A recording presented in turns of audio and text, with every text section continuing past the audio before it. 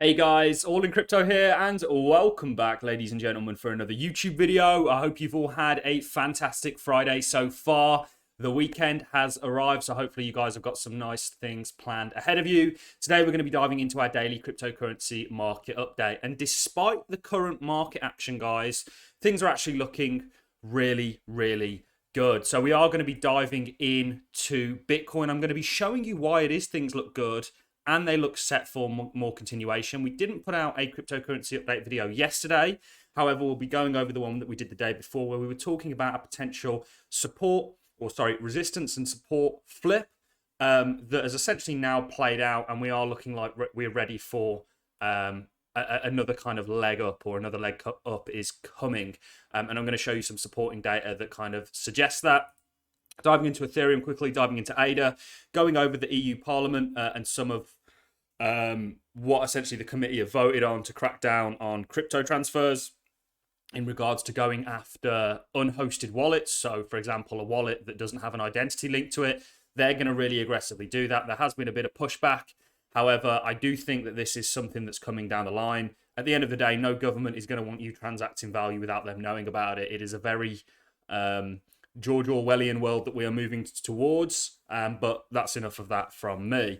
And I also want to talk about the Netflix documentary. I watched it last night. It's about a cryptocurrency exchange that was launched in Canada, Quadriga CX, and it's very interesting. So we'll talk about it, and then we're going to wrap up with Putin and what's kind of going on with Russia, because that is still a threat to our market, by the way. So the overall market is slightly down, guys. Not to worry. We'll dive straight into Bitcoin. You guys know what we have set out. We're in this range. We broke out of what we were calling, when many others were calling for a symmetrical triangle.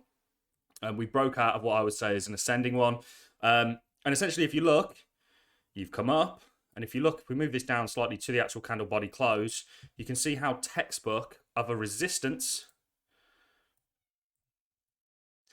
and now a potential support flip setting up for continuation. It's something that we highlighted as a possibility on our video 2 days ago. Remember, we didn't make a video yesterday.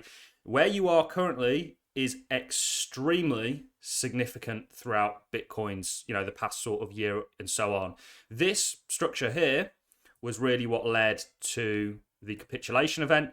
And you're kind of coming up against it now. Often when you make structure to the up or downside, when you come against it again, it will prove to be significant resistance and support with a lot of psychological levels. And you can see we've actually got support off this level quite a few times. So I really am looking for that continuation. What I want to do quickly is I'll remove all these scribbly lines, is show you why I'm not worried about this kind of consolidation at all. We had our bullish signal. We were talking about the MACD. I've just deleted all my lines there. We were talking about the MACD bullish cross that we had. And essentially, that took place on the weekly. And I want to very quickly show you guys again what historically happens to kind of put everyone's minds at ease, because people always panic. We've still got a very uncertain economy. I'm not sure why I did that. But I want to show you what typically happens after you get this signal, because we're setting up, as we have previously, this is kind of typical once we get this kind of structure, that you actually see a kind of not capitulation, but sort of consolidation before you get that continuation. Lots of C's getting thrown around today. So can you see, typically once you have, I'll just go as far back as that, this bullish MACD cross, you actually get, can you see this? You kind of consolidate for a bit, consolidation. We are now consolidating. So history is literally repeating, which makes me not worried at all. The only worry I have when I say I'm cautiously optimistic with the crypto space is what comes further down the line out of the sort of geopolitical issues that are bubbling away. And also, the economy is in a very weird place. And I think that undoubtedly is going to affect our markets, and we've already seen it do so. So we've got that support and resistance flip on the daily, and also we've got a bigger kind of weekly time frame. And you can see that it is somewhat playing out as we kind of set out in our video 2 days ago. Ethereum looks actually pretty good. You broke out of this. That wick doesn't look so great, but you broke out of what we were calling a broadening structure, and you essentially broke to the upside like we were anticipating. Wouldn't be so common to come back before you get. One thing you got to remember with all these cryptos, guys, is they've made, from the lows down here, Bitcoin at one point was 45% up. That's a huge move. Lows down here for Ethereum, it was up 63%. Cardano, lows down here, you know, it was up 65%. These are significant moves, and you can't expect that to continue in a straight vertical line. There has to be a pullback, structure, and then continuation. That is absolutely healthy. You guys know I love the word continuation after when we have sort of structure setting up that supports it. So your altcoins are looking good. Ultimately, they're going to be largely tethered to Bitcoin. You do have some pariahs. We did post an altcoin that 27x this month on my Twitter. So if you guys aren't already following me on Twitter, head over to @RealAllInCrypto. I didn't obviously get the whole 27x. I've got about a 19x this month out of it. But it's significant. But there's opportunities everywhere, guys. You've just got to look for them, and you've got to listen to the right people. A lot of, I don't want to use the word fakes. I think that's a little bit harsh. A lot of pretenders on YouTube, a lot of pretenders in the crypto space generally, and a lot of the big channels out there. You know, a large following doesn't mean that you really know what you're on about. But yeah, we'll dive into it all. This is the EU Parliament, or we'll continue with it all. The EU Parliament committees vote to crack down on crypto transfers. The proposal measures would expand anti-money laundering requirements on crypto assets. Essentially, they're talking about legislating unhosted wallets. So what that means is wallets that don't have a third party attached with them that can kind of verify who owns that wallet, or unhosted in the sense that there's no name behind the wallet. You know, anyone can create a Bitcoin or a Cardano wallet without any kind of KYC, or an Ethereum wallet. And essentially this is what they're trying to crack down on, because they don't want, you know, they'll basically penalize everybody for what is only happening on a very small scale, which is people that are actually money laundering and actually doing nefarious things. But that's just how the kind of game goes. And ultimately, this is really for the government's benefits. You know, if somebody's not paying taxes, it's a huge crime as far as they're concerned. And it's the whole kind of, you know, this is inevitable, in my opinion. You know, they're not going to allow, yes, they're getting a bit of pushback. Crypto industry fires back after EU vote to block unhosted wallets. Imagine if the EU requires your bank to report you to the authorities every time you paid your rent merely because the transaction was over 100 euros. Not really comparable, because the difference between the example that this individual, Brian Quamby, is saying on Cointelegraph is he's talking about a bank which is a heavily regulated, KYC efficient organization that already have all the information that they need and have the data to support that. So that's nowhere near, or Brian Armstrong actually said this, I don't really think it's very comparable to be saying that, you know, you had to sort of report it to the authorities, because it's already done so kind of in your bank. Your bank kind of does that anyway. And they keep the kind of, you know, I can understand where Brian's coming from. It is annoying, and it will make life significantly harder. But what they're talking about is unhosted wallets. So Coinbase, I don't think, would technically be an unhosted wallet, as you have to have KYC to have a Coinbase account. But this is something, the reason I bring this up is this is something that's coming, absolutely. They're not going to allow people to transact freely. That's not part of it. It's one of the reasons they're killing cash off.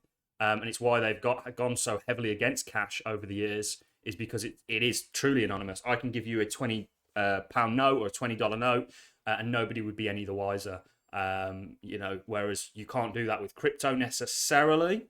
You can for now, but when they start adding identities to wallets, then you will no longer be able to do that. Just like you can't send money to, you know, your friend over a bank transfer. Somebody knows about that. You know, it's kind of all registered. This was the Netflix documentary. It was a great watch, by the way. It's about Quadriga CX.